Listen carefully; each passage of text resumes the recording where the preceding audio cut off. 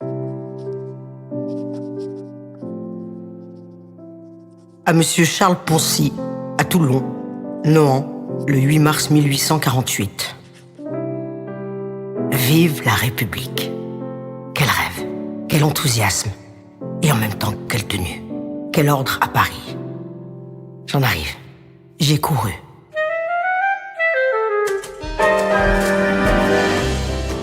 J'ai vu s'ouvrir les dernières barricades sous mes pieds. J'ai vu le peuple français, grand, sublime, naïf, généreux. Le peuple français réuni au cœur de la France, au cœur du monde, le plus admirable peuple de l'univers. J'ai passé 10 nuits sans dormir, bien des jours sans m'asseoir. On est fou, on est ivre, on est heureux de s'être endormi dans la fange et de se réveiller dans les cieux.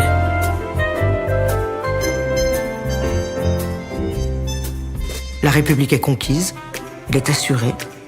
Nous y péririons tous plutôt que de la lâcher. Le gouvernement est composé d'hommes excellents pour la plupart.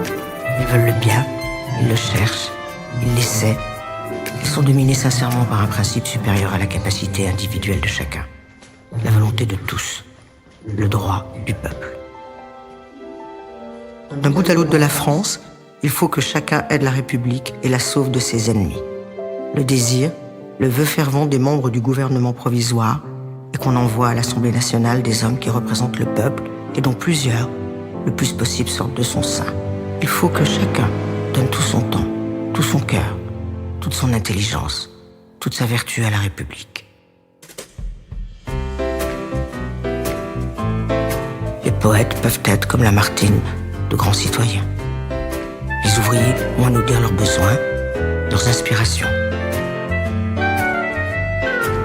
Je repars pour Paris dans quelques jours, probablement, pour faire soit un journal, soit autre chose. Je choisirai le meilleur instrument possible pour accompagner ma chanson. J'espère que nous nous retrouverons tous à Paris, pleins de vie et d'action, prêts à mourir sur les barricades si la République succombe. Mais non, la République vivra. Son temps est venu.